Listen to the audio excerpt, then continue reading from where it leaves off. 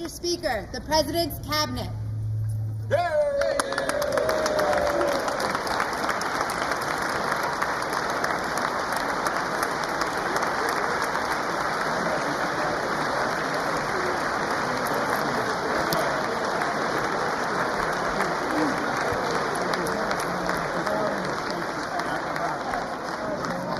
That's true. I should have done better. I should have done way better. Secretary,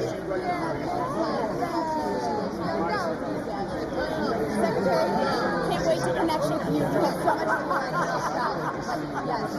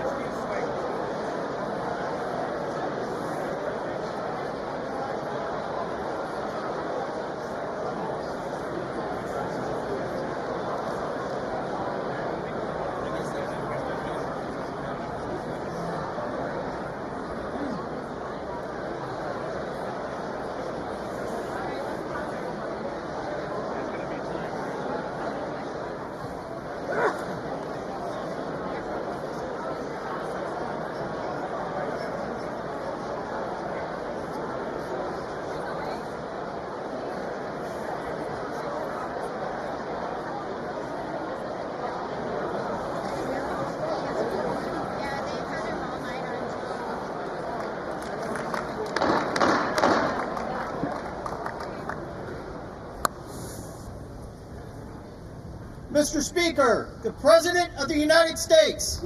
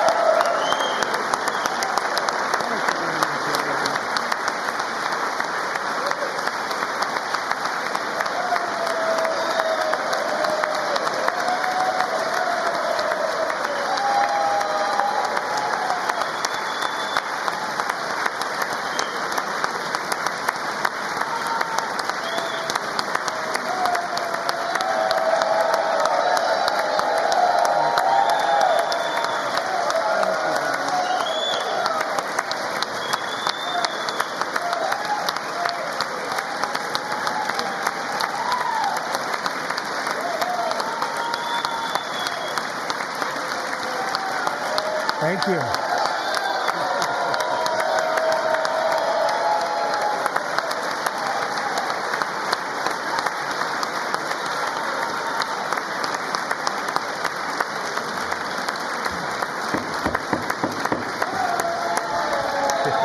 Thank you very much. Thank you very much.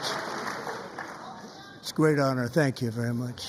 Speaker Johnson, Vice President Vance, the First Lady of the United States,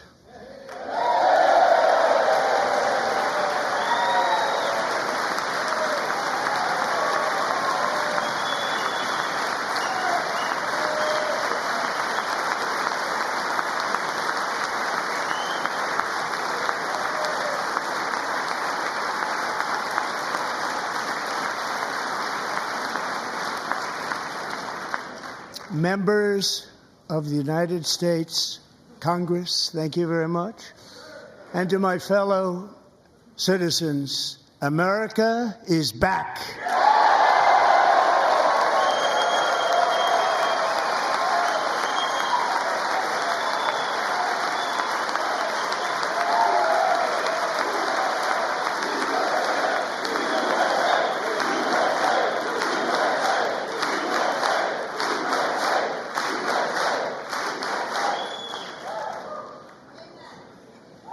6 weeks ago, I stood beneath the dome of this Capitol and proclaimed the dawn of the golden age of America.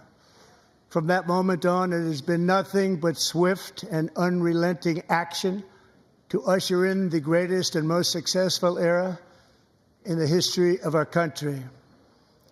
We have accomplished more in 43 days than most administrations accomplished in 4 years or 8 years, and we are just getting started.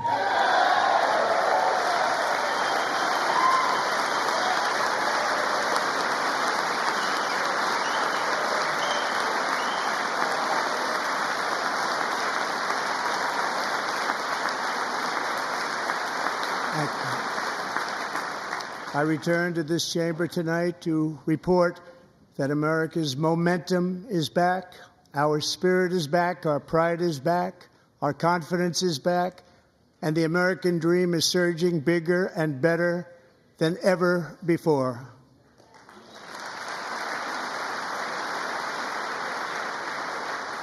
The American dream is unstoppable, and our country is on the verge of a comeback, the likes of which the world has never witnessed and perhaps will never witness again. There's never been anything like it. The presidential election of November 5th was a mandate like has not been seen in many decades. We won all 7 swing states, giving us an electoral college victory of 312 votes.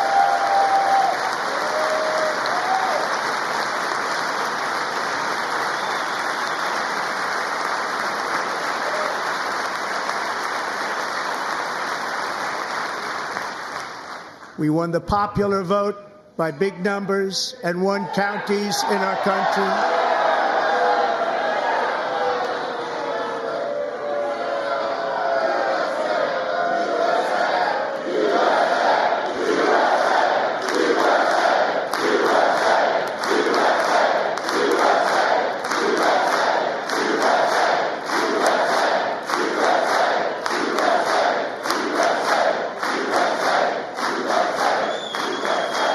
And won counties in our country, 2,700 to 525, on a map that reads almost completely red for Republican.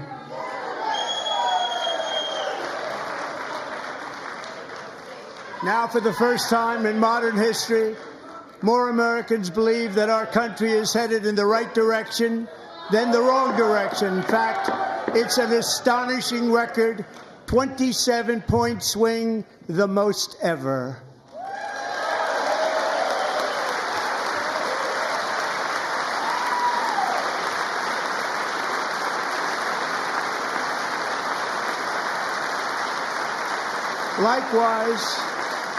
Small business optimism saw its single largest one-month gain ever recorded, a 41-point jump.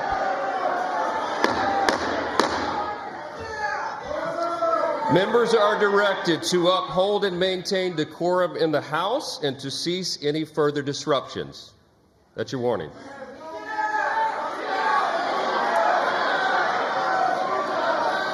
Members are engaging in willful and continuing breach of decorum, and the chair is prepared to direct the Sergeant-at-Arms to restore order to the joint session.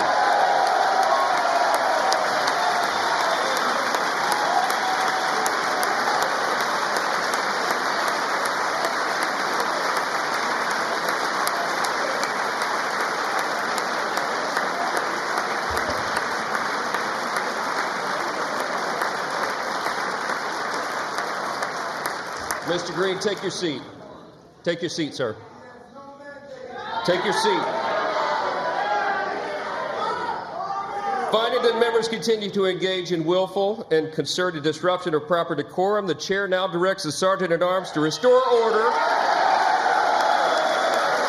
Remove this gentleman from the chamber.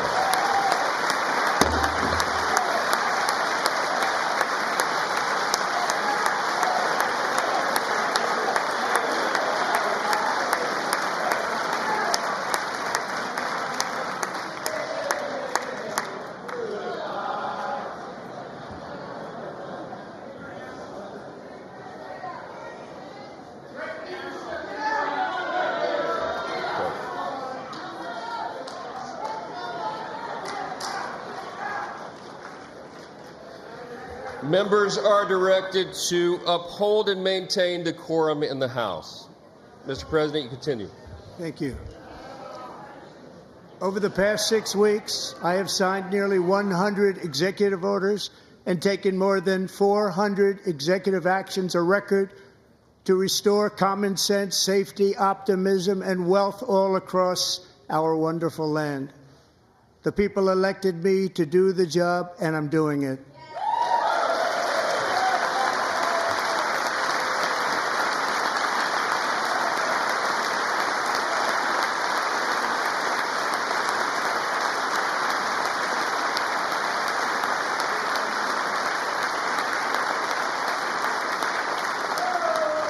In fact, it has been stated by many that the first month of our presidency, it's our presidency, is the most successful in the history of our nation.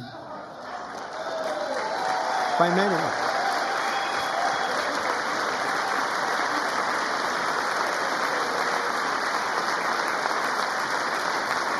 And what makes it even more impressive is that, do you know who number 2 is? George Washington. How about that? How about that? I don't know about that list, but we'll take it. Within hours of taking the oath of office, I declared a national emergency on our southern border, and I deployed the U.S. military and Border Patrol to repel the invasion of our country. And what a job they've done.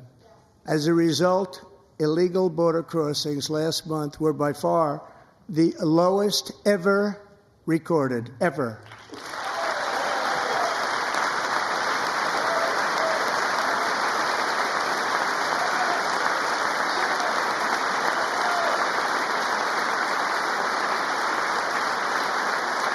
They heard my words and they chose not to come. Much easier that way. In comparison, under Joe Biden, the worst president in American history, there were hundreds of thousands of illegal crossings a month, and virtually all of them, including murderers, drug dealers, gang members, and people from mental institutions and insane asylums, were released into our country. Who would want to do that? This is my 5th such speech to Congress. And once again, I look at the Democrats in front of me, and I realize there is absolutely nothing I can say to make them happy or to make them stand or smile or applaud. Nothing I can do. I could find a cure to the most devastating disease, a disease that would wipe out entire nations, or announce the answers to the greatest economy in history or the stoppage of crime to the lowest levels ever recorded. And these people sitting right here will not clap, will not stand, and certainly will not cheer for these astronomical achievements. They won't do it, no matter what. Five times I've been up here. It's very sad, and it just shouldn't be this way.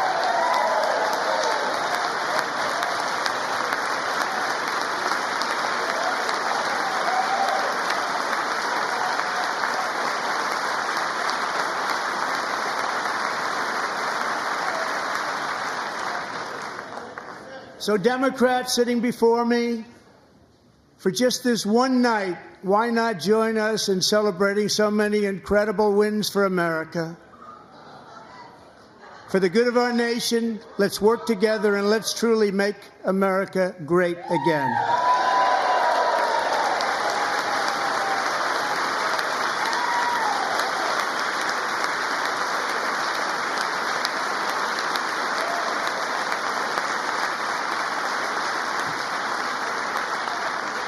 Every day, my administration is fighting to deliver the change America needs to bring a future that America deserves, and we're doing it. This is a time for big dreams and bold action. Upon taking office, I imposed an immediate freeze on all federal hiring, a freeze on all new federal regulations, and a freeze on all foreign aid.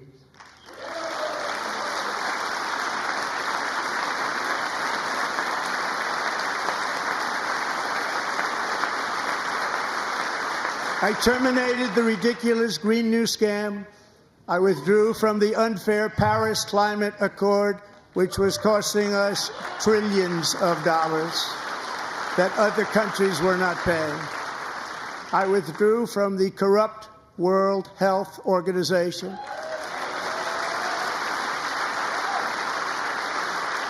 And I also withdrew from the anti-American UN Human Rights Council.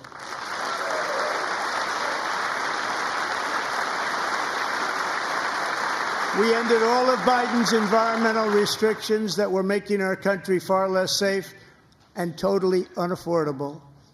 And importantly, we ended the last administration's insane electric vehicle mandate, saving our auto workers and companies from economic destruction.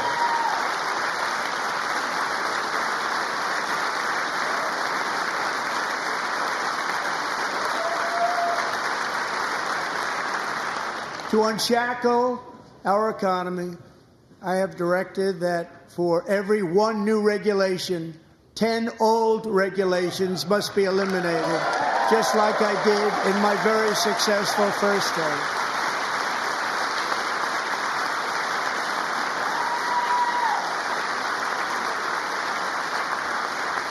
And in that first term, we set records on ending unnecessary rules and regulations like no other president had done before. We ordered all federal workers to return to the office. They will either show up for work in person or be removed from their job.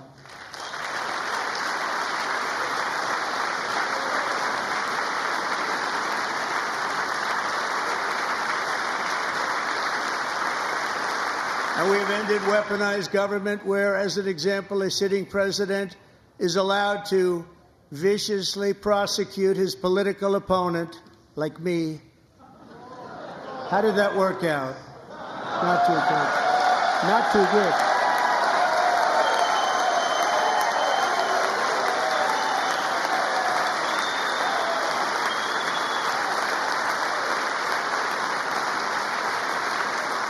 And I have stopped all government censorship and brought back free speech in America. It's back.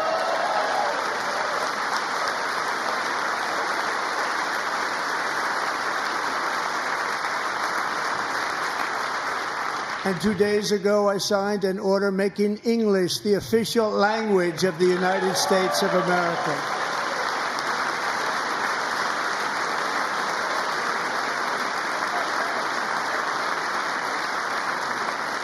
I renamed the Gulf of Mexico the Gulf of America.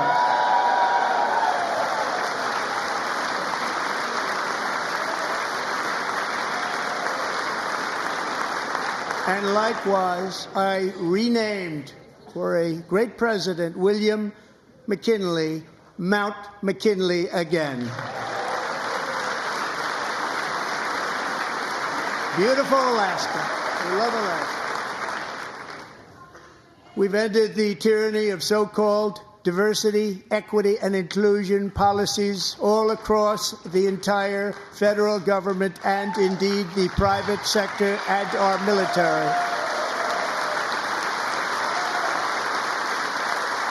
And our country will be woke no longer.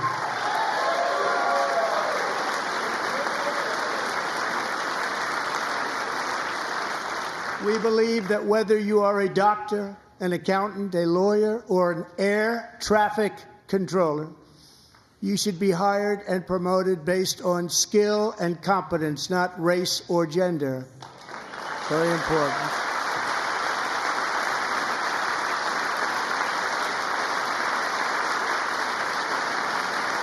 You should be hired based on merit. And the Supreme Court, in a brave and very powerful decision, has allowed us to do so. Thank you. Thank you very much. Thank you. We have removed the poison of critical race theory from our public schools, and I signed an order making it the official policy of the United States government that there are only two genders, male and female.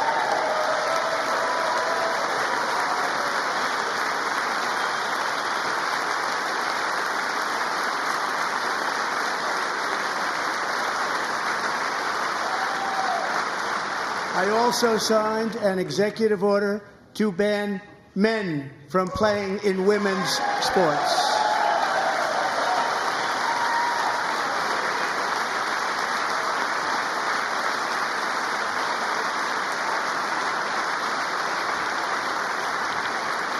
Three years ago, Peyton McNabb was an all-star high school athlete, one of the best, preparing for a future in college sports. But when her girls' volleyball match was invaded by a male, he smashed the ball so hard in Peyton's face, causing traumatic brain injury, partially paralyzing her right side and ending her athletic career. It was a shot like she's never seen before. She's never seen anything like it. Peyton is here tonight in the gallery, and Peyton, from now on, schools will kick the men off the girls' team, or they will lose all federal funding.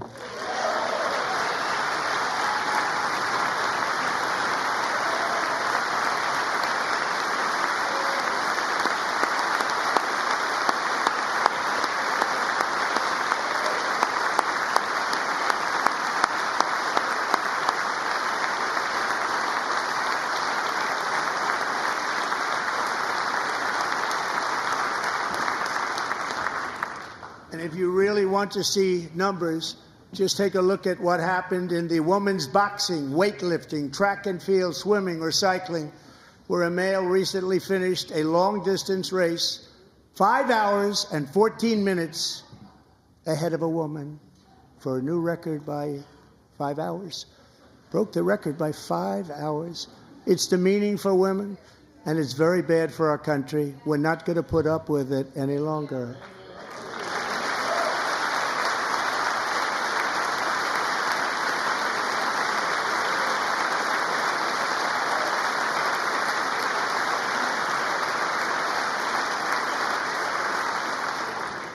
What I have just described is only a small fraction of the common sense revolution that is now, because of us, sweeping the entire world. Common sense has become a common theme, and we will never go back. Never. Never going to let that happen. Among my very highest priorities is to rescue our economy and get dramatic and immediate relief to working families. As you know, we inherited from the last administration an economic catastrophe and an inflation nightmare. Their policies drove up energy prices, pushed up grocery costs, and drove the necessities of life out of reach for millions and millions of Americans. They've never had anything like it. We suffered the worst inflation in 48 years, but perhaps even in the history of our country. They're not sure. As president, I'm fighting every day to reverse this damage and make America affordable again.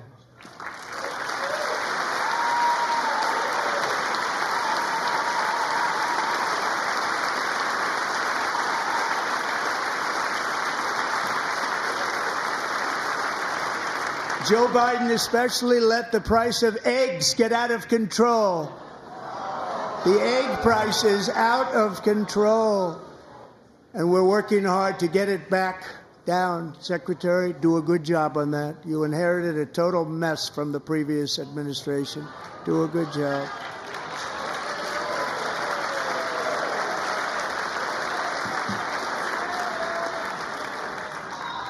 A major focus of our fight to defeat inflation is rapidly reducing the cost of energy. The previous administration cut the number of new oil and gas leases by 95%, slowed pipeline construction to a halt, and closed more than 100 power plants. We are opening up many of those power plants right now.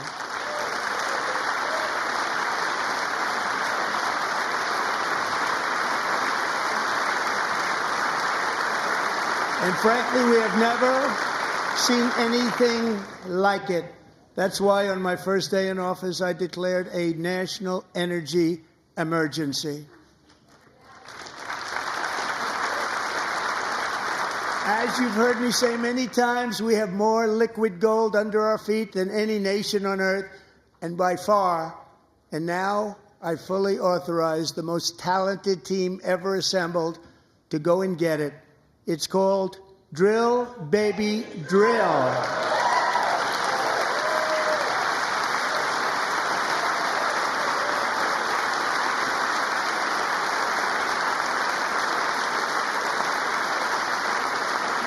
My administration is also working on a gigantic natural gas pipeline in Alaska, among the largest in the world, where Japan, South Korea, and other nations want to be our partner with investments of trillions of dollars each. There's never been anything like that one. It will be truly spectacular. It's all set to go. The permitting is gotten. And later this week, I will also take historic action to dramatically expand production of critical minerals and rare earths here in the USA.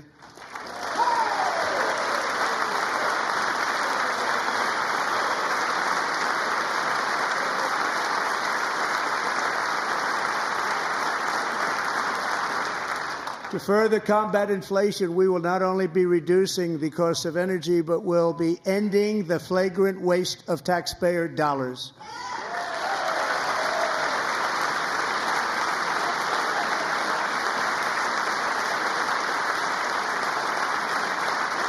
And to that end, I have created the brand new Department of Government Efficiency, DOGE. Perhaps you've heard of it. Perhaps.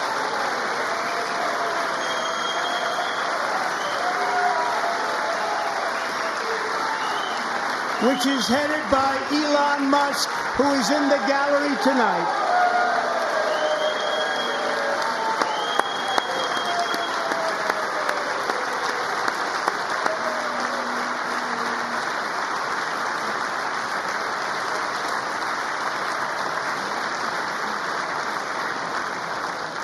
Thank you, Elon. He's working very hard. He didn't need this. He didn't need this. Thank you very much. We appreciate it. Everybody here, even this side, appreciates it, I believe. They just don't want to admit that. Just listen to some of the appalling waste we have already identified.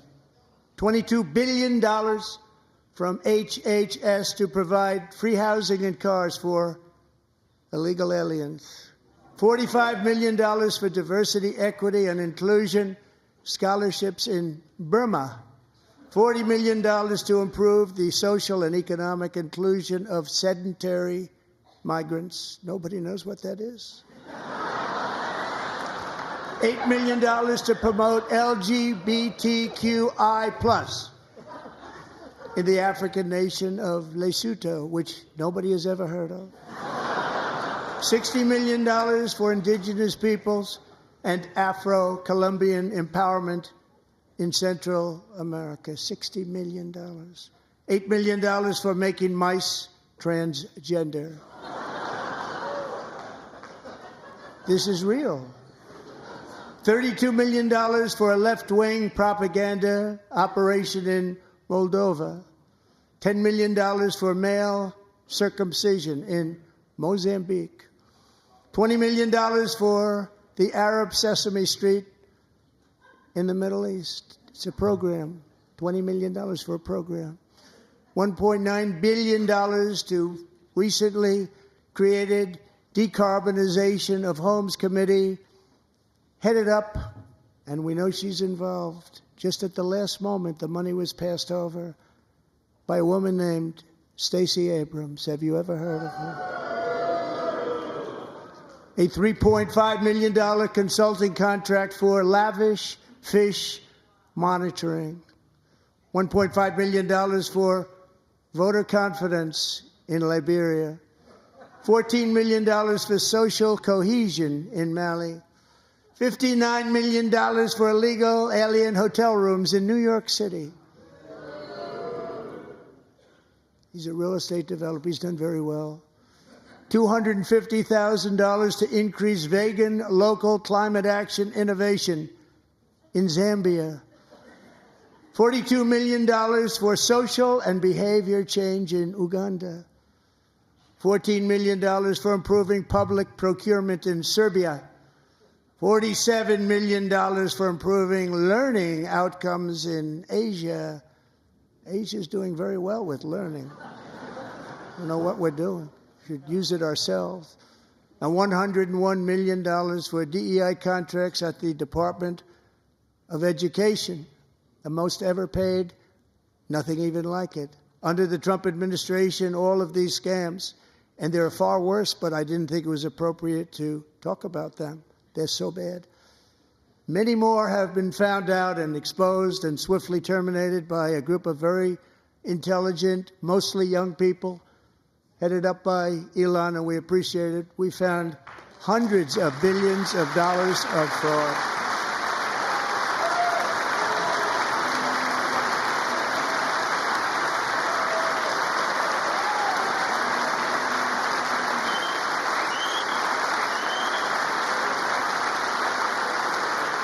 And we've taken back the money and reduced our debt to fight inflation and other things. Taken back a lot of that money. We got it just in time. This is just the beginning. The Government Accountability Office, a federal government office, has estimated annual fraud of over $500 billion in our nation, and we are working very hard to stop it. We're going to.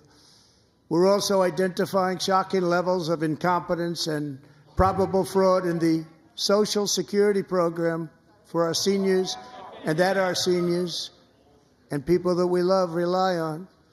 Believe it or not, government databases list 4.7 million Social Security members from people aged 100 to 109 years old.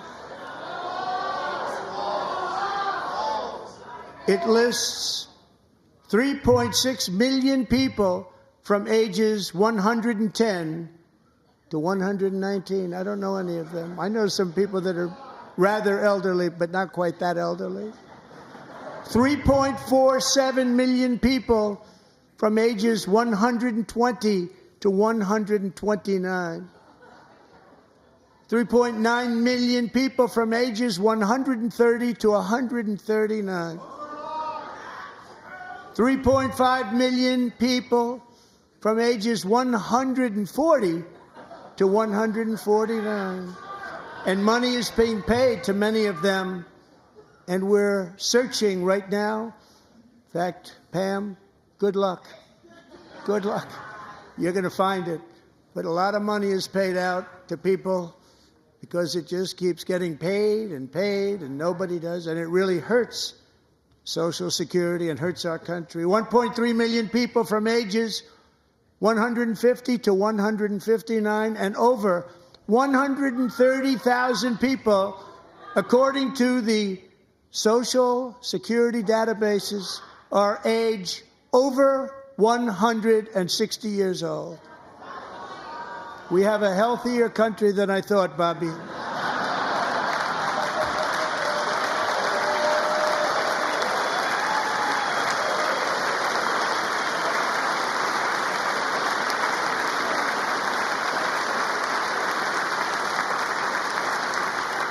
Including, to finish, 1,039 people between the ages of 220 and 229, one person between the age of 240 and 249, and one person is listed at 360 years of age. More than 100 years older than our country. But we're going to find out where that money's going, and it's not going to be pretty. By slashing all of the fraud, waste, and theft we can find, we will defeat inflation, bring down mortgage rates, lower car payments and grocery prices, protect our seniors, and put more money in the pockets of American families.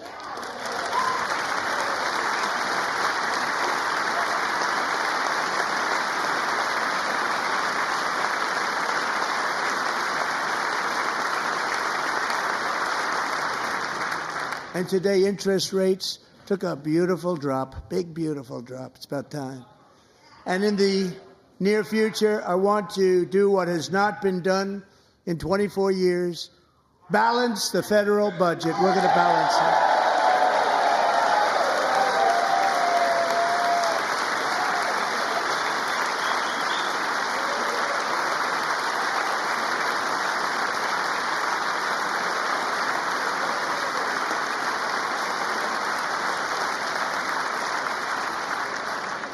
With that goal in mind, we have developed in great detail what we are calling the Gold Card, which goes on sale very, very soon.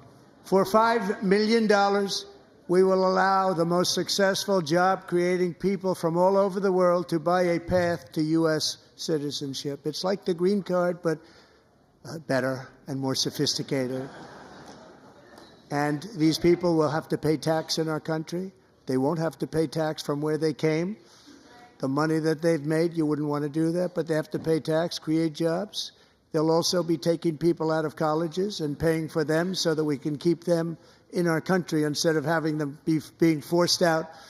Number one, at the top school, as an example, being forced out and not being allowed to stay and create tremendous numbers of jobs and great success for a company out there. So while we take out the criminals, killers, traffickers, and child predators who are allowed to enter our country under the open border policy of these people, the Democrats, the Biden administration, the open border insane policies that you've allowed to destroy our country, we will now bring in brilliant, hardworking, job-creating people. They're going to pay a lot of money, and we're going to reduce our debt with that money.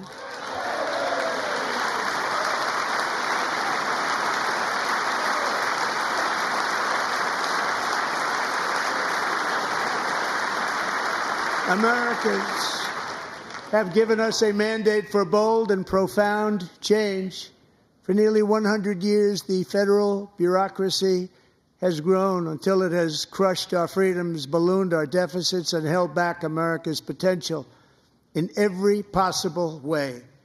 The nation founded by pioneers and risk-takers now drowns under millions and millions of pages of regulations and debt. Approvals that should take 10 days to get instead take 10 years, 15 years, and even 20 years before you're rejected. Meanwhile, we have hundreds of thousands of federal workers who have not been showing up to work. My administration will reclaim power from this unaccountable bureaucracy, and we will restore true democracy to America again.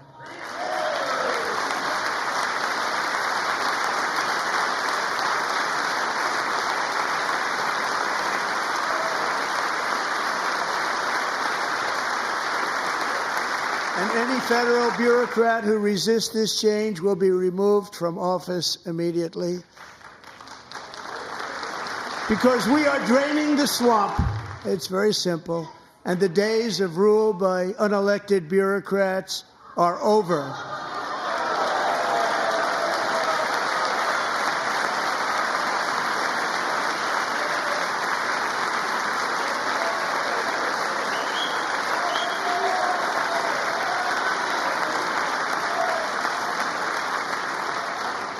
And the next phase of our plan to deliver the greatest economy in history is for this Congress to pass tax cuts for everybody. They're in there. They're waiting for you to vote. And I'm sure that the people on my right, I don't mean the Republican right, but my right here, I'm sure you're going to vote for those tax cuts, because otherwise I don't believe the people will ever vote you into office. So I'm doing you a big favor by telling you that.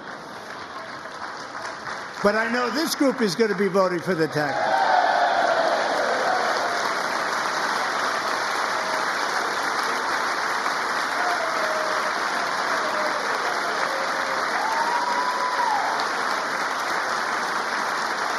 Thank you. It's a very, very big part of our plan. We had tremendous success in our first term with it. A very big part of our plan. We're seeking permanent income tax cuts all across the board. And to get urgently needed relief to Americans hit especially hard by inflation, I'm calling for no tax on tips, no tax on overtime, and no tax on Social Security benefits for our great seniors.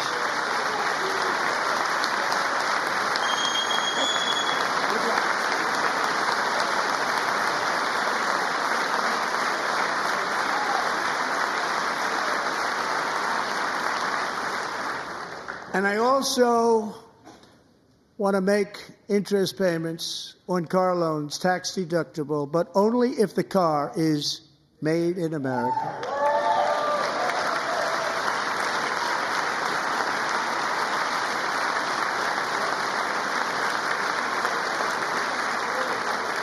And by the way, we're going to have growth in the auto industry like nobody's ever seen. Plants are opening up all over the place. Deals are being made. Never seen. That's a combination of the election win and tariffs. It's a beautiful word, isn't it? That, along with our other policies, will allow our auto industry to absolutely boom. It's going to boom. Spoke to the majors today, all three, the top people, and they're so excited. In fact, already numerous car companies have announced that they will be building massive automobile plants in America, with Honda just announcing a new plant in Indiana, one of the largest anywhere in the world.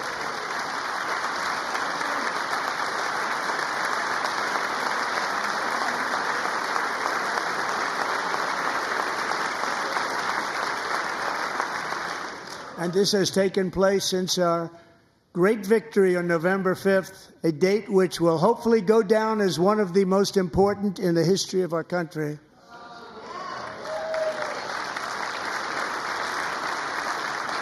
In addition, as part of our tax cuts, we want to cut taxes on domestic production and all manufacturing. And just as we did before, we will provide 100% expensing. It will be retroactive to January 20th, 2025.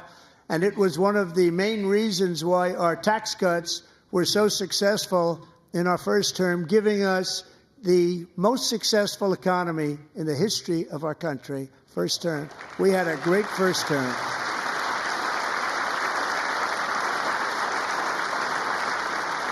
If you don't make your product in America, however, under the Trump administration, you will pay a tariff, and in some cases, a rather large one.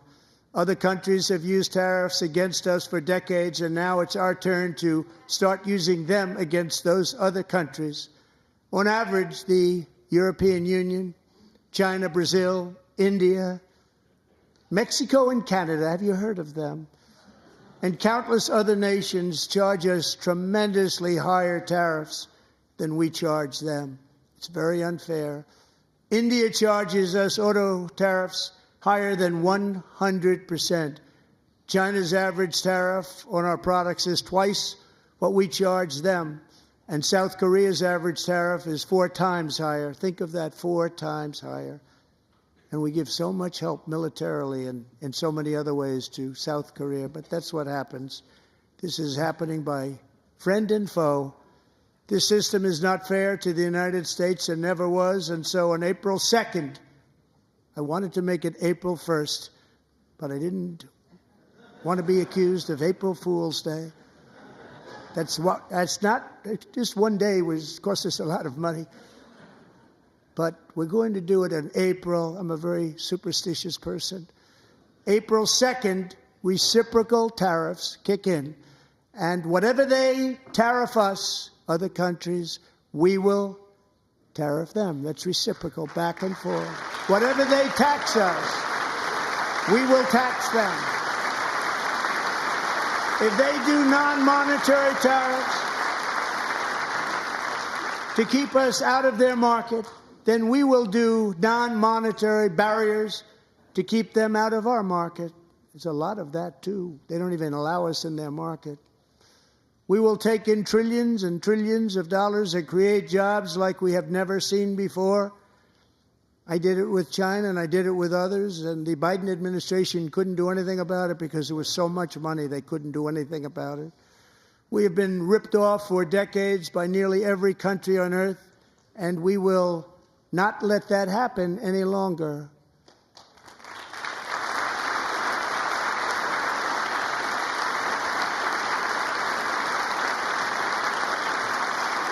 Much has been said over the last 3 months about Mexico and Canada, but we have very large deficits with both of them. But even more importantly, they've allowed fentanyl to come into our country at levels never seen before, killing hundreds of thousands of our citizens and many very young, beautiful people, destroying families.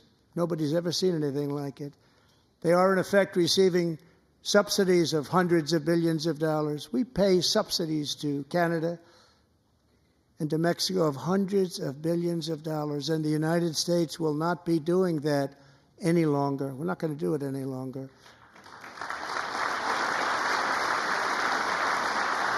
Thanks to our America First policies we're putting into place, we have had $1.7 trillion of new investment in America in just the past few weeks. The combination of the election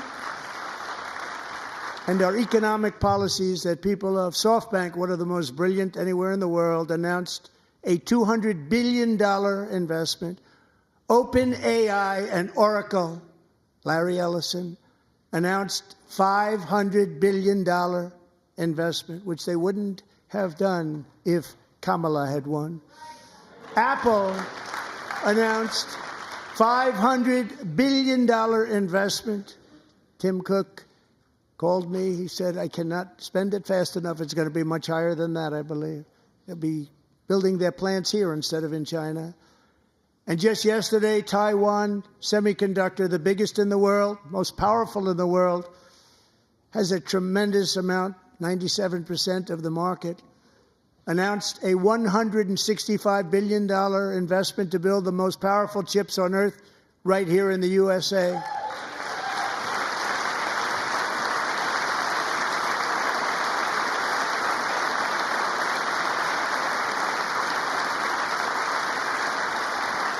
And we're not giving them any money. Your CHIPS Act is a horrible, horrible thing. We give hundreds of billions of dollars, and it doesn't mean a thing. They take our money and they don't spend it. All that meant to them, we're giving them no money. All that was important to them was they didn't want to pay the tariffs, so they came and they're building, and many other companies are coming. We don't have to give them money. We just want to protect our businesses and our people. And they will come because they won't have to pay tariffs if they build in America. So it's very amazing. You should get rid of the CHIP Act, and whatever's left over, Mr. Speaker, you should use it to reduce debt or any other reason you want to.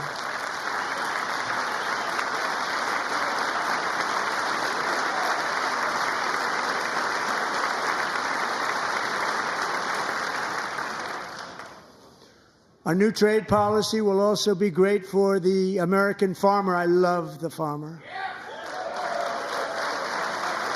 who will now be selling into our home market, the USA, because nobody is going to be able to compete with you. because there's goods that come in from other countries and companies. They're really in a bad position in so many different ways. They're uninspected. They may be very dirty and disgusting, and they come in and they pour in, and they hurt our American farmers. The tariffs will go on agricultural product coming into America, and our farmers, starting on April 2nd, it may be a little bit of an adjustment period. We had that before when I made the deal with China, $50 billion of purchases, and I said, just bear with me, and they did. They did. Probably have to bear with me again, and this will be even better. That was great. The problem with it was that Biden didn't enforce it. He didn't enforce it. $50 billion of purchases, and we were doing great, but Biden did not enforce it, and it hurt our farmers. But our farmers are going to have a field day right now. So to our farmers, have a lot of fun. I love you too. I love you too. It's all going to happen.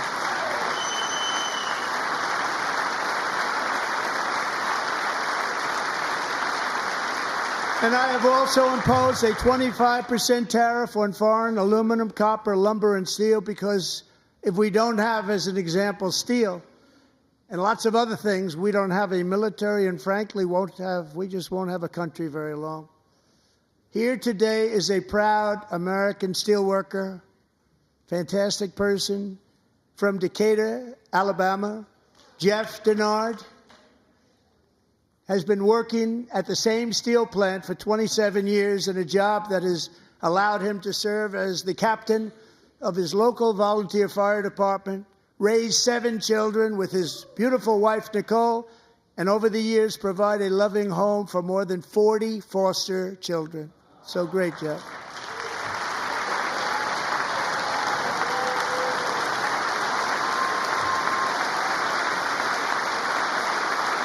Thank you, Jeff. Thank you, Jeff.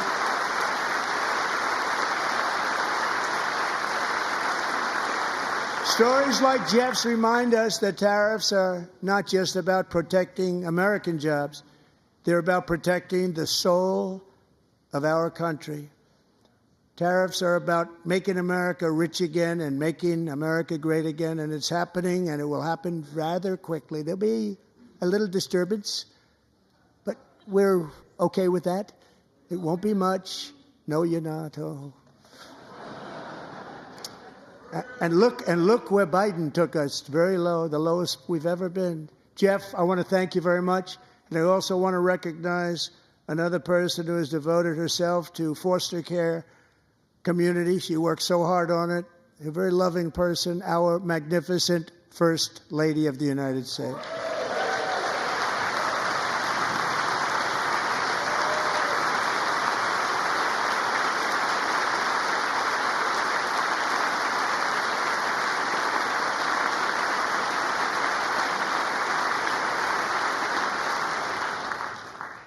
Melania's work has yielded incredible results, helping prepare our nation's future leaders as they enter the workforce. Our First Lady is joined by 2 impressive young women, very impressive. Haley Ferguson, who benefited from the First Lady's Fostering the Future initiative and is poised to complete her education and become a teacher. And Elliston Berry, who became a victim of an illicit deepfake image produced by a peer. With Elliston's help, the Senate just passed the Take It Down Act, and this is so important. Thank you very much, John. John Thune, thank you. Stand up, John. Thank you, John.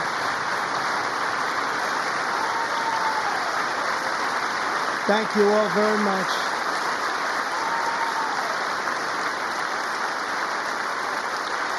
Thank you. And thank you to John Thune and the Senate.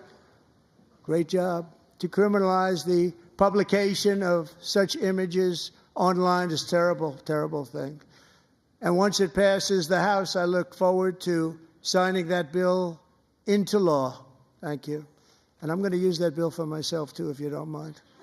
Because nobody gets treated worse than I do online. Nobody.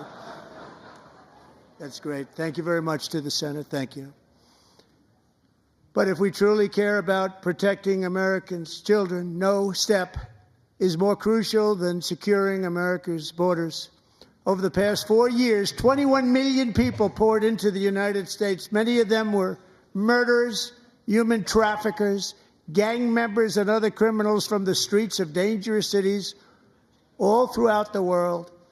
Because of Joe Biden's insane and very dangerous open border policies, they are now strongly embedded in our country, but we are getting them out and getting them out fast.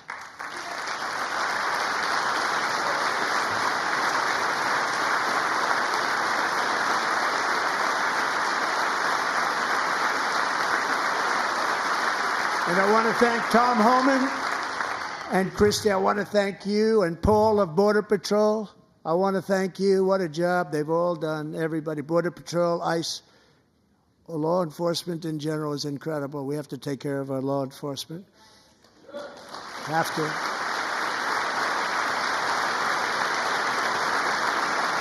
Last year,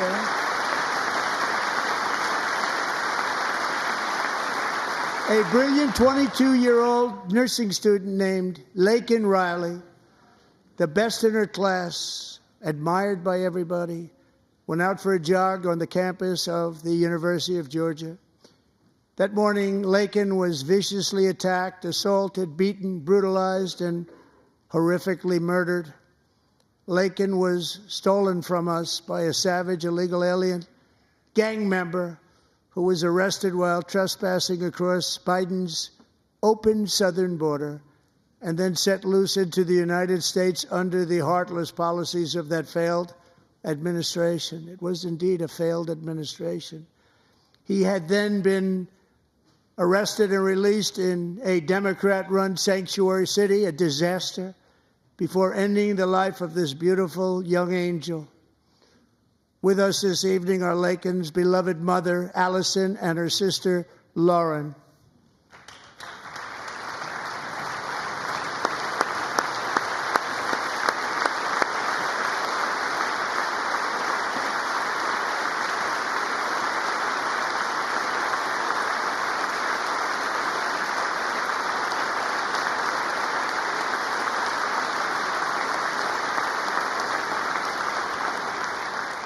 Last year, I told Laken's grieving parents that we would ensure their daughter would not have died in vain.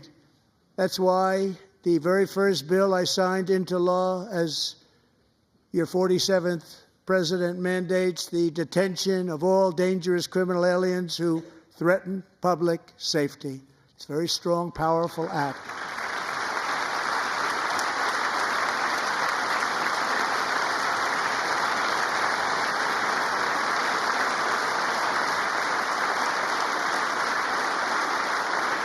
It's called the Laken-Riley Act. So Allison and Lauren, America will never, ever forget our beautiful Laken Hope Riley.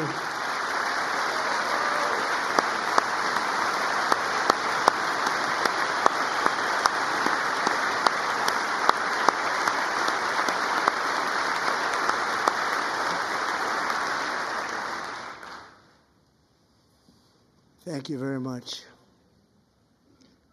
Since taking office, my administration has launched the most sweeping border and immigration crackdown in American history, and we quickly achieved the lowest numbers of illegal border crossers ever recorded. Thank you.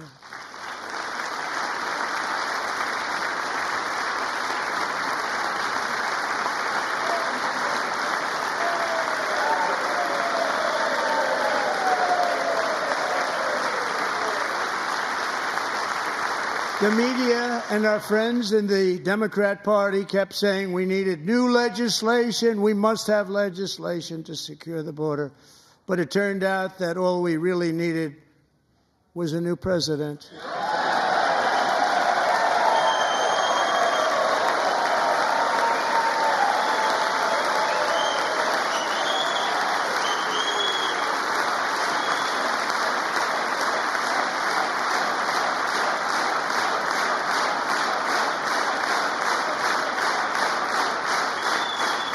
Thank you.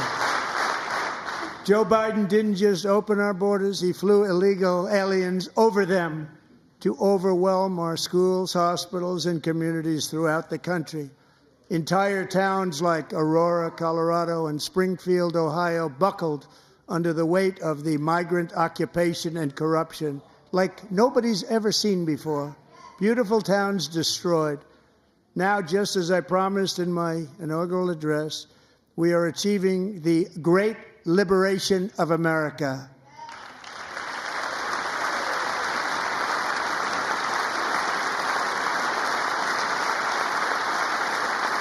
But there still is much work to be done. Here tonight is a woman I have gotten to know, Alexis Nungari from Houston.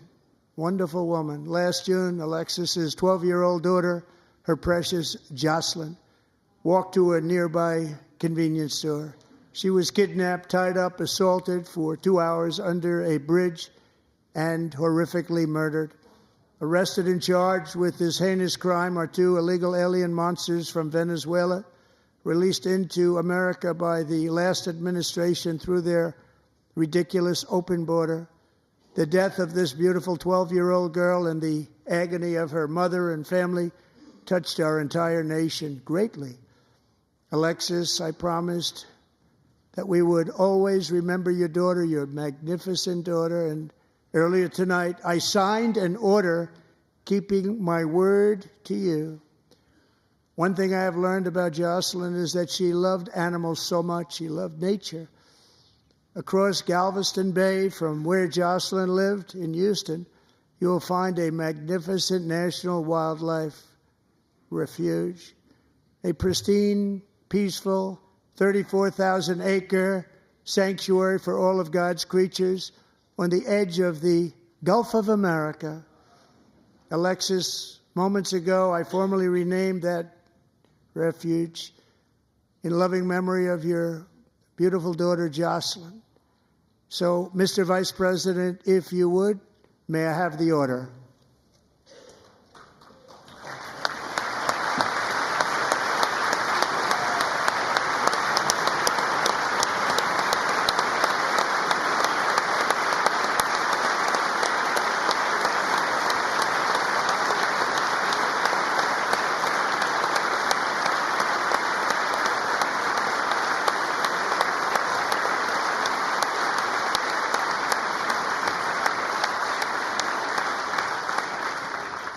Thank you very much.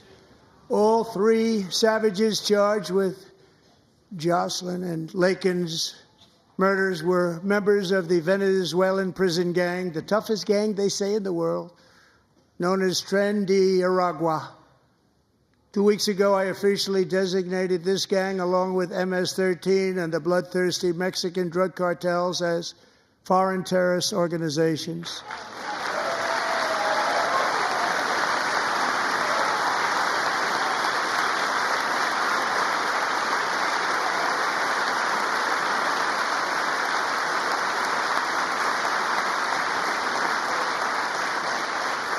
They are now officially in the same category as ISIS, and that's not good for them. Countless thousands of these terrorists were welcomed into the U.S. by the Biden administration. But now every last one will be rounded up and forcibly removed from our country, or, if they're too dangerous, put in jails, standing trial in this country, because we don't want them to come back ever. With us this evening is a warrior on the front lines of that battle, Border Patrol Agent Roberto Ortiz. Great guy.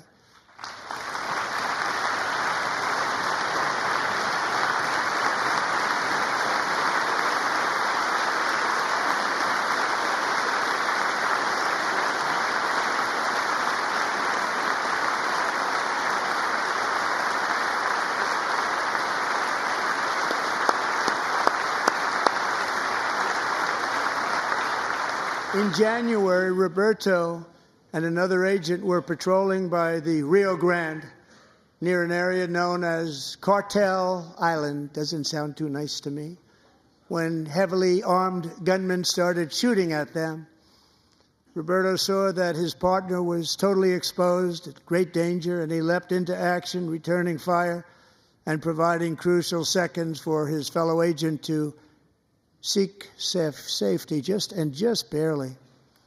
I have some of the prints of that event, and it was not good. Agent Ortiz, we salute you for your great courage and for your line of fire that you took and for the bravery that you showed. We honor you, and we will always honor you. Thank you, Roberto, very much.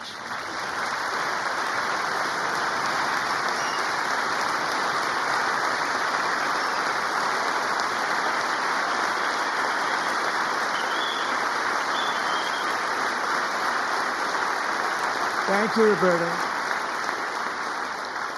And I actually got to know him on my many calls to the border. He's a great gentleman. The territory to the immediate south of our border is now dominated entirely by criminal cartels that murder, rape, torture, and exercise total control. They have total control over a whole nation, posing a grave threat to our national security. The cartels are waging war in America, and it's time for America to wage war on the cartels, which we are doing.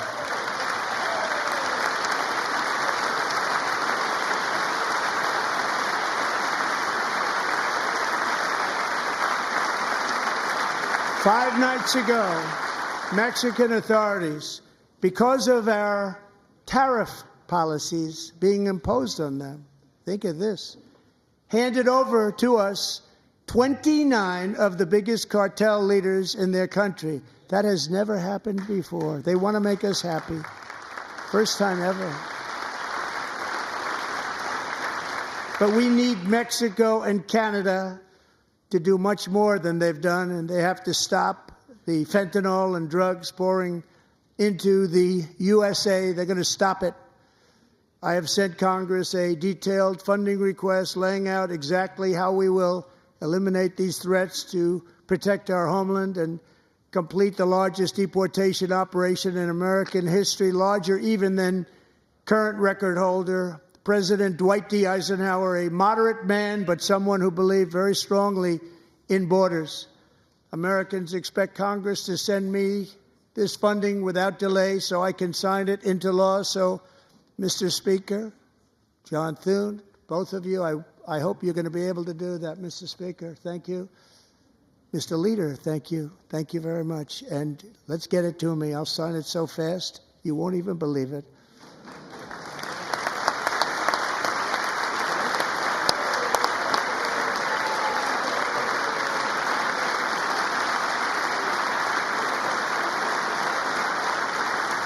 And as we reclaim our sovereignty, we must also bring back law and order to our cities and towns.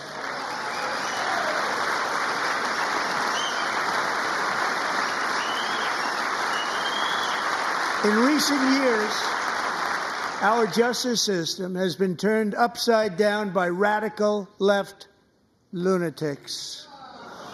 Many jurisdictions virtually ceased enforcing the law against dangerous repeat offenders while weaponizing law enforcement against political opponents like me. My administration has acted swiftly and decisively to restore fair, equal, and impartial justice under the constitutional rule of law, starting at the FBI and the DOJ. Pam, good luck. Cash, wherever you may be, good luck. Good luck. Pam Bondi. Good luck. So important. Going to do a great job. Cash, thank you. Thank you, Cash.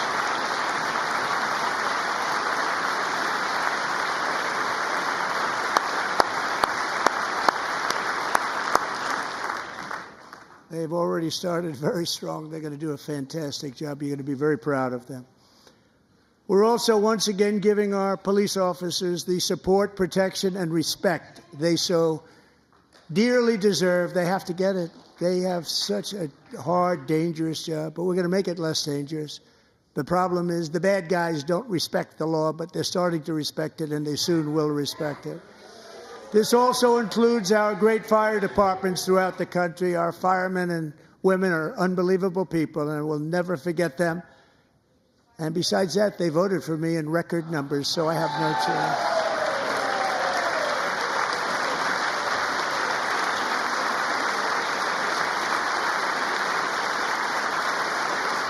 One year ago this month, 31-year-old New York police officer Jonathan Diller, unbelievably wonderful person and a great officer, was gunned down at a traffic stop on Long Island. I went to his funeral. The vicious criminal charged with his murder had 21 prior arrests, and they were rough arrests, too. He was a real bad one. The thug in the seat next to him had 14 prior arrests and went by the name of Killer. He was Killer. He killed other people, they say, a lot of them.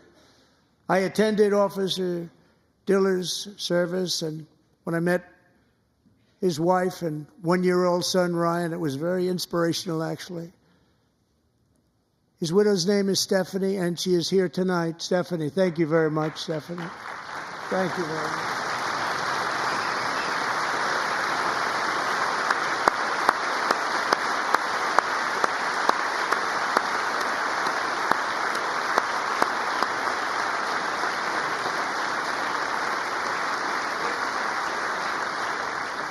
Stephanie, we're going to make sure that Ryan knows his dad was a true hero, New York's finest, and we're going to get these cold-blooded killers and repeat offenders off our streets, and we're going to do it fast. Got to stop it. They get out with 28 arrests. They push people into subway trains. They hit people over the head, back of the head with baseball bats. We got to get them out of here. I've already signed an executive order requiring a mandatory death penalty for anyone who murders a police officer, and tonight I'm asking Congress to pass that policy into permanent law.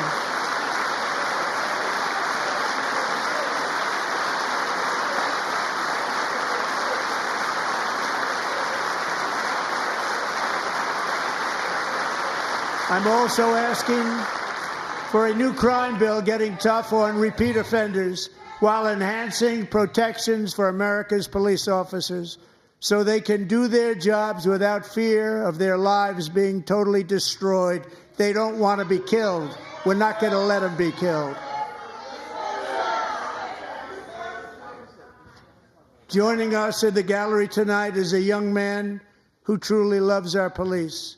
His name is DJ Daniel. He is 13 years old, and he has always dreamed of becoming a police officer.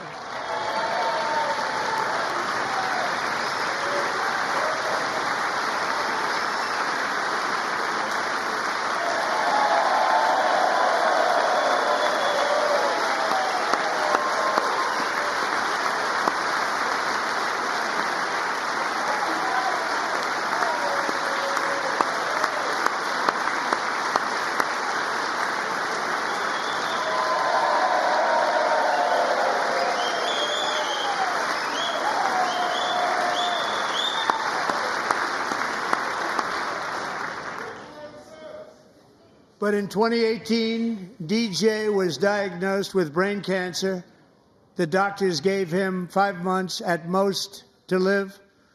That was more than 6 years ago.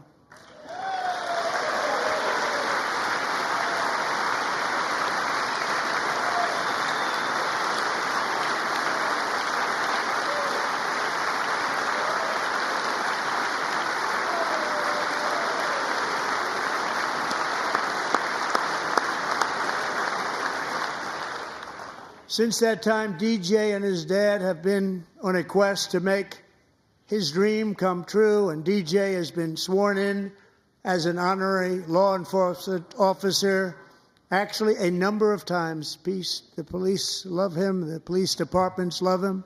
And tonight, DJ, we're going to do you the biggest honor of them all. I am asking our new Secret Service Director, Sean Curran, to officially make you an agent of the United States Secret Service.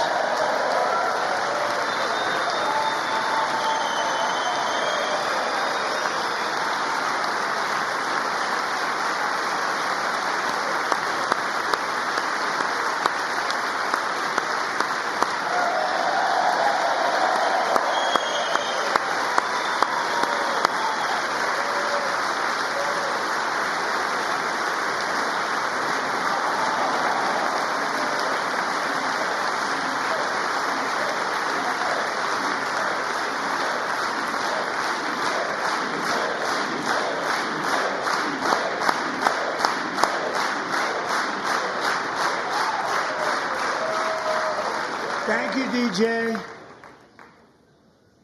DJ's doctors believe his cancer likely came from a chemical he was exposed to when he was younger. Since 1975, rates of child cancer have increased by more than 40%. Reversing this trend is one of the top priorities for our new presidential commission to make America healthy again, chaired by our new Secretary of Health and Human Services, Robert F. Kennedy, Jr.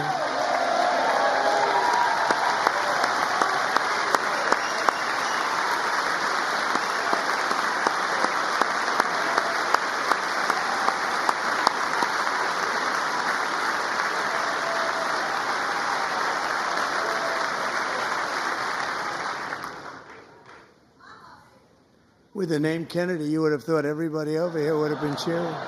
How quickly they forget. Our goal is to get toxins out of our environment, poisons out of our food supply, and keep our children healthy and strong. As an example, not long ago, and you can't even believe these numbers, 1 in 10,000 children had autism, 1 in 10,000. And now it's 1 in 36. There's something wrong. 1 in 36. Think of that. So we're going to find out what it is, and there's nobody better than Bobby and all of the people that are working with you. You have the best to figure out what is going on. Okay, Bobby? Good luck. It's a very important job. Thank you. Good job.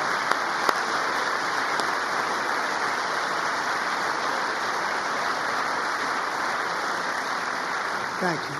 My administration is also working to protect our children from toxic ideologies in our schools.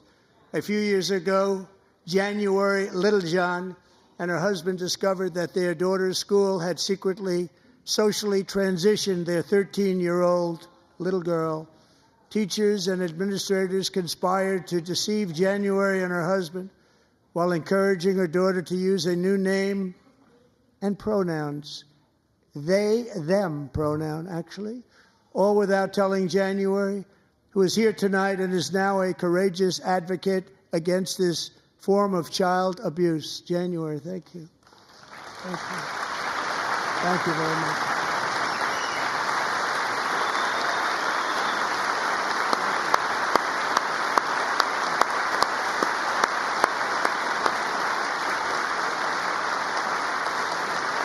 Thank you. Stories like this are why, shortly after taking office, I signed an executive order banning public schools from indoctrinating our children with transgender ideology.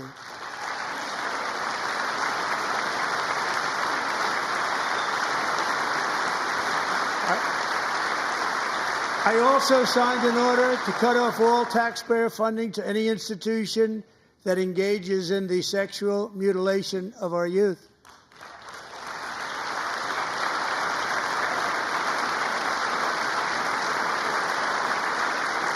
And now I want Congress to pass a bill permanently banning and criminalizing sex changes on children and forever ending the lie that any child is trapped in the wrong body. This is a big lie.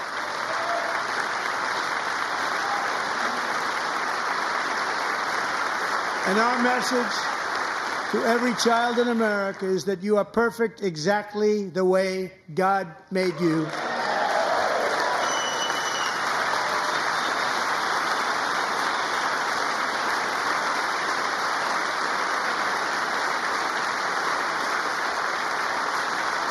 Because we're getting wokeness out of our schools and out of our military, and it's already out, and it's out of our society. We don't want it.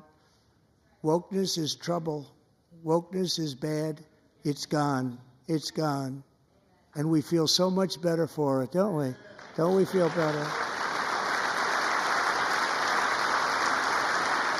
Our service members won't be activists and ideologues. They will be fighters and warriors. They will fight for our country. And Pete, congratulations. Secretary of Defense, congratulations.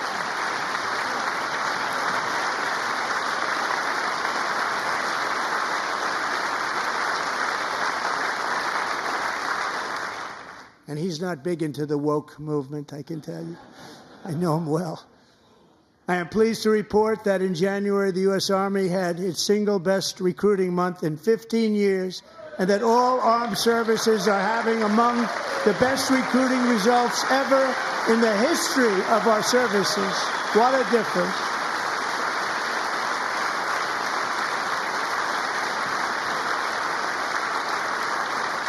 And you know, it was just a few months ago where the results were exactly the opposite. We couldn't recruit anywhere. We couldn't recruit.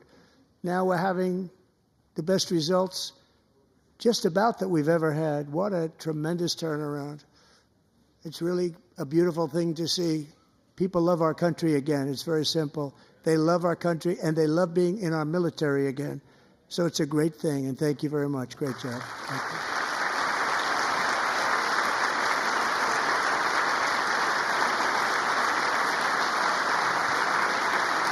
We're joined tonight by a young man, Jason Hartley, who knows the weight of that call of duty.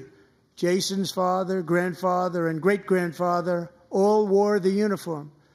Jason tragically lost his dad, who was also a Los Angeles County Sheriff's deputy when he was just a boy, and now he wants to carry on the family legacy of service. Jason is a senior in high school, a 6-letter varsity athlete, a really good athlete, they say, a brilliant student with a 4.46, that's good, GPA. And his greatest dream is to attend the U.S. Military Academy at West Point.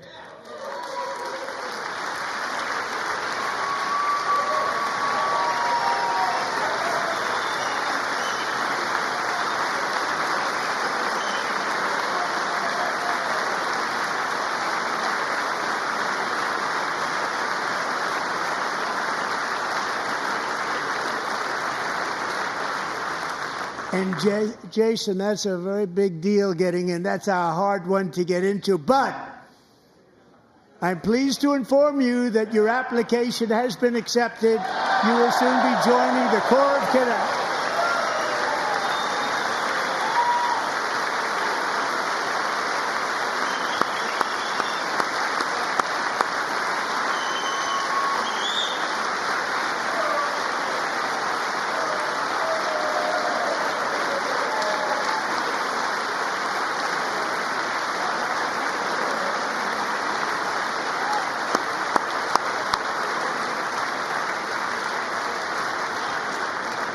Thank you.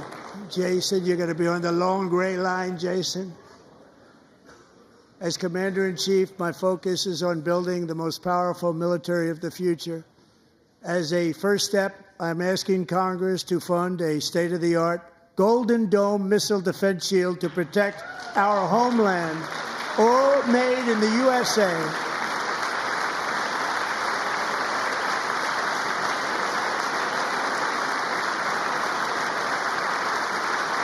And Ronald Reagan wanted to do it long ago, but the technology just wasn't there, not even close. But now we have the technology. It's incredible, actually.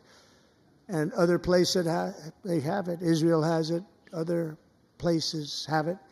And the United States should have it too, right, Tim, right? They should have it too. So I want to thank you. But it's a very, very important. This is a very dangerous world. We should have it. We want to be protected, and we're going to protect our citizens like never before.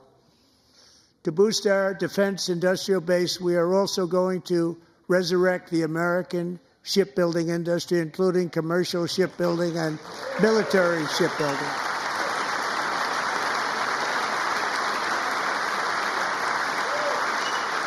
And for that purpose, I am announcing tonight that we will create a new Office of Shipbuilding in the White House and offer special tax incentives to bring this industry home to America where it belongs. We used to make so many ships. We don't make them anymore very much, but we're going to make them very fast, very soon. It will have a huge impact. To further enhance our national security, my administration will be reclaiming the Panama Canal, and we've already started doing it.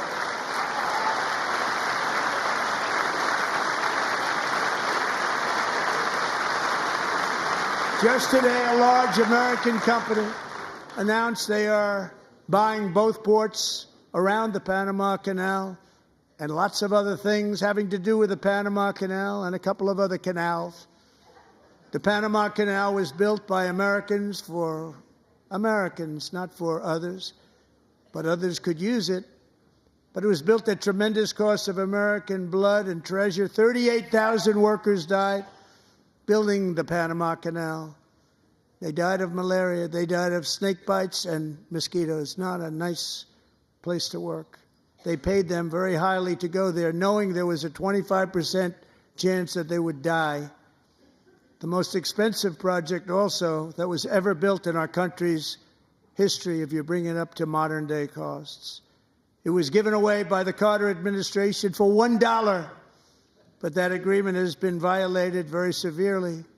We didn't give it to China. We gave it to Panama, and we're taking it back.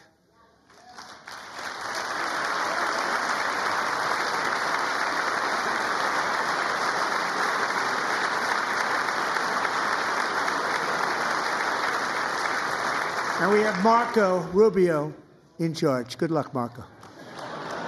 Now, we know who to blame if anything goes wrong. Marco's been amazing, and he's going to do a great job. Think of it. He got 100 votes. You know, he was approved with actually 99, but the 100th was this gentleman, and I feel very certain. So let's assume he got 100 votes. And I'm either very, very happy about that or I'm very concerned about it. But he's already proven. I mean, he's a great gentleman. He's respected by everybody, and we appreciate you voting for Marco. He's going to do a fantastic job. Thank you. Thank you. He's doing a great job. Great job. And I also have a message tonight for the incredible people of Greenland. We strongly support your right to determine your own future. And if you choose, we welcome you into the United States of America. We need Greenland for national security and even international security, and we're working with everybody involved to try and get it. But we need it really for international world security, and I think we're going to get it. One way or the other, we're going to get it.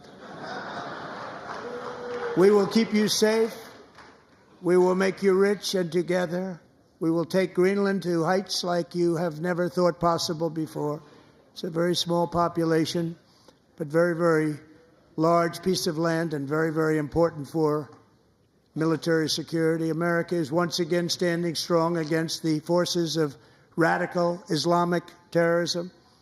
3.5 years ago, ISIS terrorists killed 13 American service members and countless others in the Abbey Gate bombing during the disastrous and incompetent withdrawal from Afghanistan. Not that they were withdrawing, it was the way they withdrew.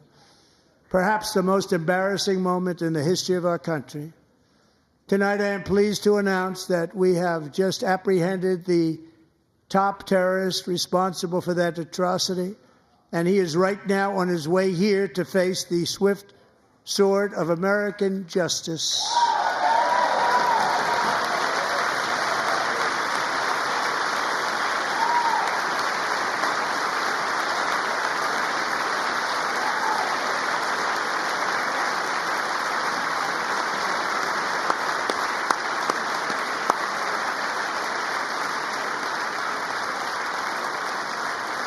And I want to thank especially the government of Pakistan for helping arrest this monster. This was a very momentous day for those 13 families who I actually got to know very well, most of them, whose children were murdered, and the many people that were so badly, over 42 people, so badly injured on that fateful day in Afghanistan. What a horrible day. Such incompetence was shown. That when Putin saw what happened, I guess he said, wow, maybe this is my chance. That's how bad it was. Should have never happened. Grossly incompetent people. I spoke to many of the parents and loved ones, and they're all in our hearts tonight. Just spoke to them on the phone. We had a big call every one of them called, and everybody was on the line, and they did nothing but cry with happiness. They were very happy, as happy as you can be under those circumstances. Their child, brother, sister, son, daughter was killed for no reason whatsoever. In the Middle East, we're bringing back our hostages from Gaza. In my first term, we achieved one of the most groundbreaking peace agreements in generations, the Abraham Accords.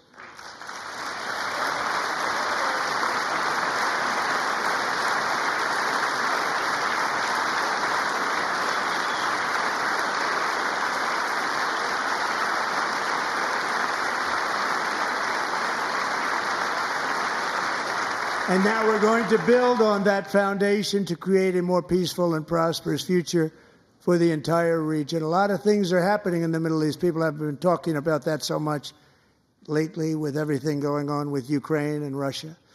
But a lot of things are happening in the Middle East. It's a rough neighborhood, actually. I'm also working tirelessly to end the savage conflict in Ukraine. Millions of Ukrainians and Russians have been needlessly killed or wounded in this horrific and brutal conflict with no end in sight. The United States has sent hundreds of billions of dollars to support Ukraine's defense with no security, with no anything.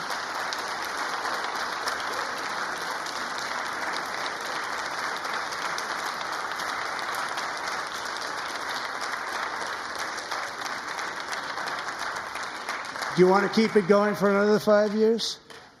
Yeah, you would say Pocahontas says yes.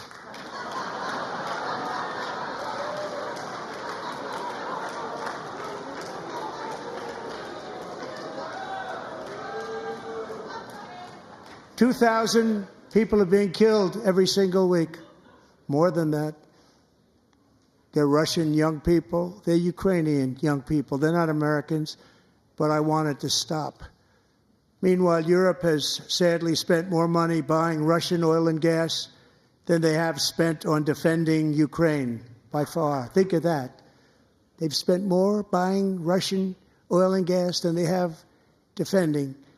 And we've spent perhaps $350 billion, like taking candy from a baby. That's what happened. And they've spent $100 billion. What a difference that is. And we have an ocean separating us, and they don't.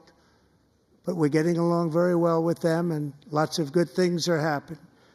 Biden has authorized more money in this fight than Europe has spent, by billions and billions of dollars. It's hard to believe that they wouldn't have stopped it and said at some point, come on, let's equalize. You got to be equal to us. But that didn't happen. Earlier today, I received an important letter from President Zelensky of Ukraine. The letter reads, Ukraine is ready to come to the negotiating table as soon as possible to bring lasting peace closer. Nobody wants peace more than the Ukrainians, he said. My team and I stand ready to work under President Trump's strong leadership to get a peace that lasts. We do really value how much America has done to help Ukraine maintain its sovereignty and independence. Regarding the agreement on minerals and security, Ukraine is ready to sign it at any time that is convenient for you. I appreciate that he sent this letter, just got it a little while ago. Simultaneously, we've had serious discussions with Russia and have received strong signals that they are ready for peace. Wouldn't that be beautiful? Wouldn't that be beautiful?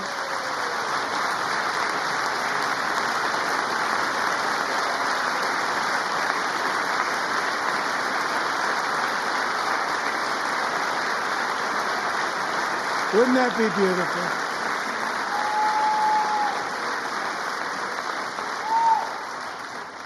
It's time to stop this madness. It's time to halt the killing. It's time to end this senseless war. If you want to end wars, you have to talk to both sides.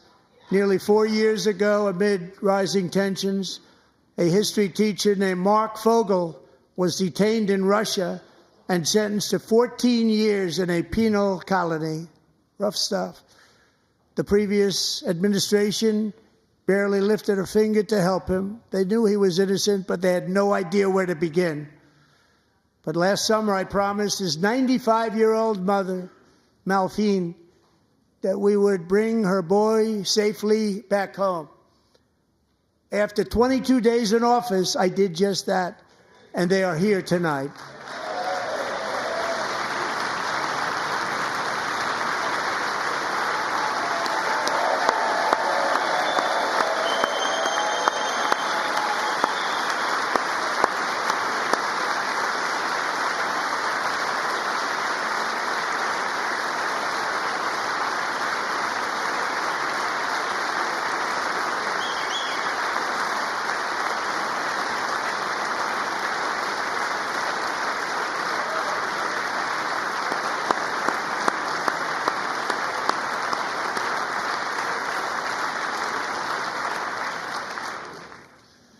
To Mark and his great mom, we are delighted to have you safe and sound and with us.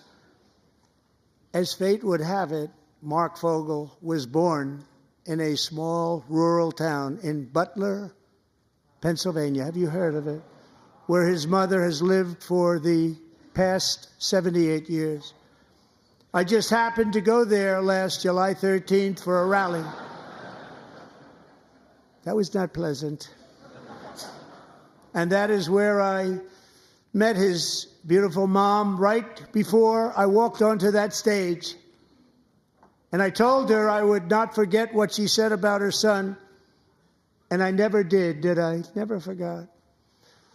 Less than 10 minutes later, at that same rally, gunfire rang out, and a sick and deranged assassin unloaded 8 bullets from his sniper's perch into a crowd of many thousands of people. My life was saved by a fraction of an inch, but some were not so lucky. Corey Comparator was a firefighter, a veteran, a Christian, a husband, a devoted father, and above all, a protector. When the sound of gunshots pierced the air, it was a horrible sound. Corey knew instantly what it was and what to do.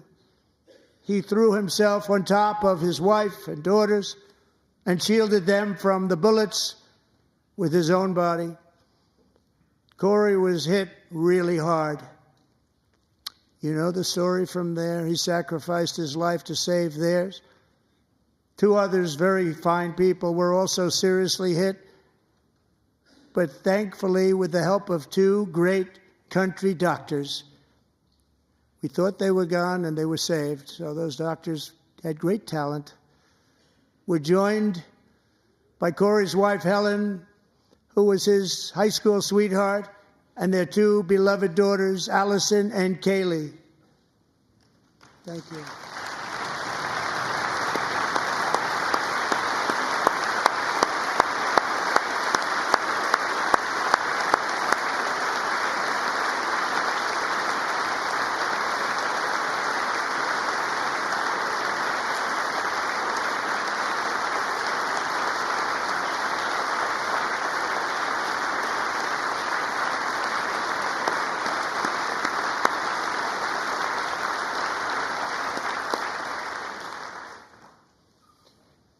To Helen, Allison, and Kaylee, Corey is looking down on his 3 beautiful ladies right now, and he is cheering you on. He loves you.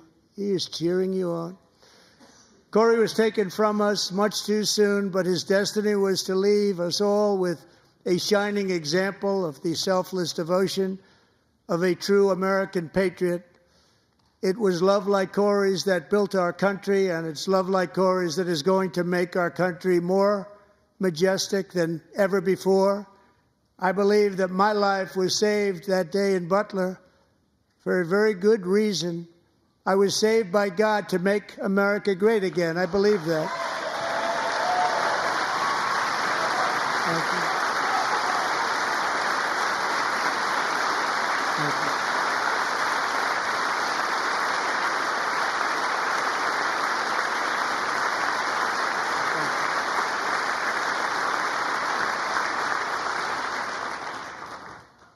Thank you very much. From the patriots of Lexington and Concord to the heroes of Gettysburg and Normandy, from the warriors who crossed the Delaware to the trailblazers who climbed the Rockies, and from the legends who soared at Kitty Hawk to the astronauts who touched the moon, Americans have always been the people who defied all odds, transcended all dangers, made the most extraordinary sacrifices, and did whatever it took to defend our children, our country, and our freedom.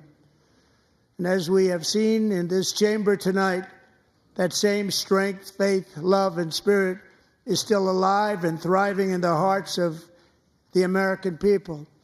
Despite the best efforts of those who would try to censor us, silence us, break us, destroy us, Americans are today a proud, free, sovereign, and independent nation that will always be free, and we will fight for it till death. We will never let anything happen to our beloved country, because we are a country of doers, dreamers, fighters, and survivors. Our ancestors crossed a vast ocean, strode into the unknown wilderness, and carved their fortunes from the rock and soil of a perilous and very dangerous frontier. They chased our destiny across a boundless continent. They built the railroads, laid the highways, and graced the world with American marvels like the Empire State Building, the mighty Hoover Dam, and the towering Golden Gate Bridge. They lit the world with electricity, broke free of the force of gravity, fired up the engines of American industry, vanquished the communists, fascists, and Marxists all over the world, and gave us countless modern wonders sculptured out of iron, glass, and steel. We stand on the shoulders of these pioneers who won and built the modern age, these workers who poured their sweat into the skylines of our cities, these warriors who shed their blood on fields of battle and gave everything they had for our rights and for our freedom. Now it is our time to take up the righteous cause of American liberty. And it is our turn to take America's destiny into our own hands and begin the most thrilling days in the history of our country. This will be our greatest era. With God's help, over the next 4 years, we are going to lead this nation even higher, and we are going to forge the freest, most advanced, most dynamic, and most dominant civilization ever to exist on the face of this earth. We are going to create the highest quality of life, build the safest and wealthiest and healthiest and most vital communities anywhere in the world. We are going to conquer the vast frontiers of science, and we are going to lead humanity into space and plant the American flag on the planet Mars and even far beyond.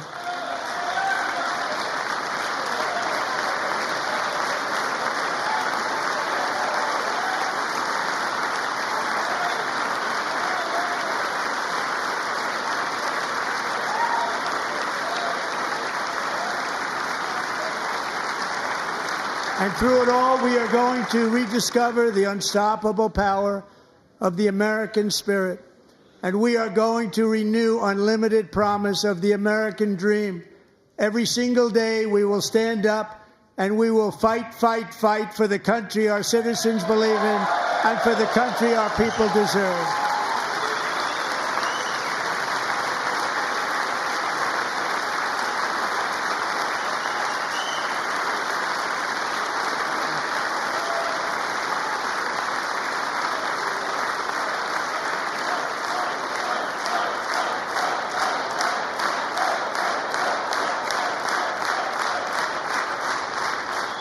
My fellow Americans, get ready for an incredible future, because the golden age of America has only just begun. It will be like nothing that has ever been seen before. Thank you, God bless you, and God bless America.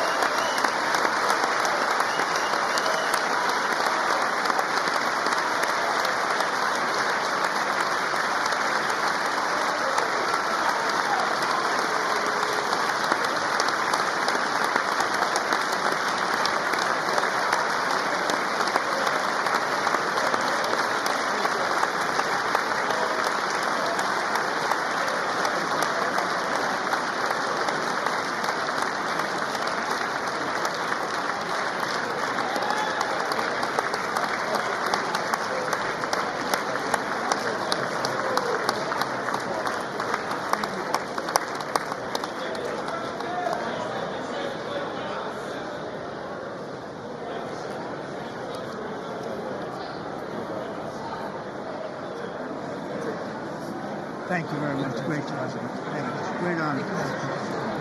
Thank you. Thank you. Get this place going, all right? Thank you. It's a great honor. Thank you. Thank you, Mr. President. Thank you very much.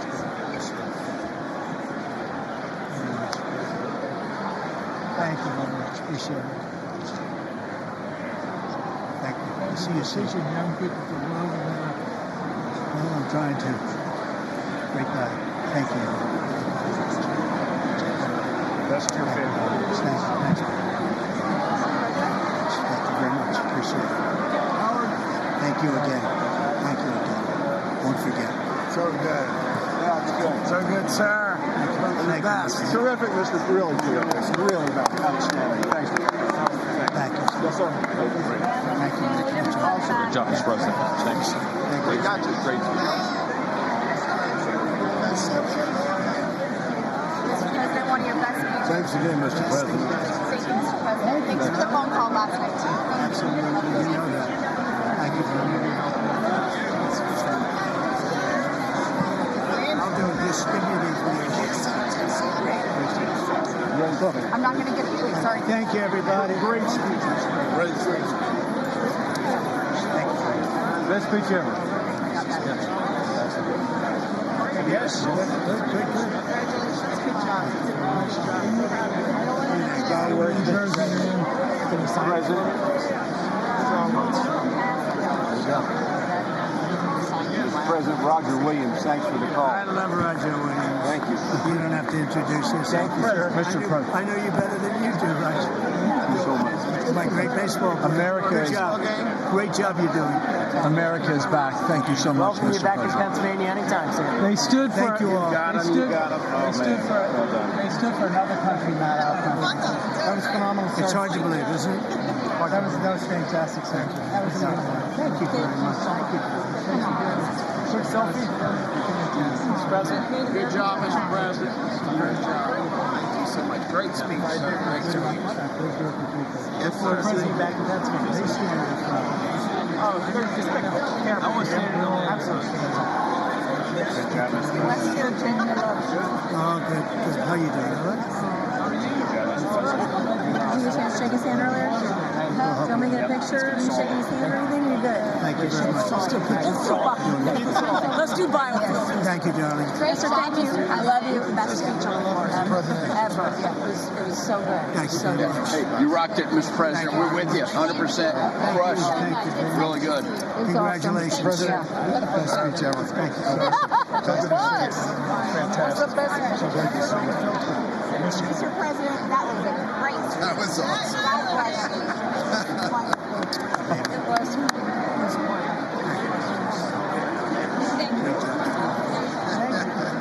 Great job. Let's go. Get down to that. You get down. Good luck. Thank you. It's so great. Thank you, everybody. Good job. Thank you for mentioning God needs to help us. Thank you, Mr. President. True. Mr. President. Thank you. Thank you. Great speech. Great speech. That was phenomenal. Thanks for taking my call. Good luck. Yeah. My man.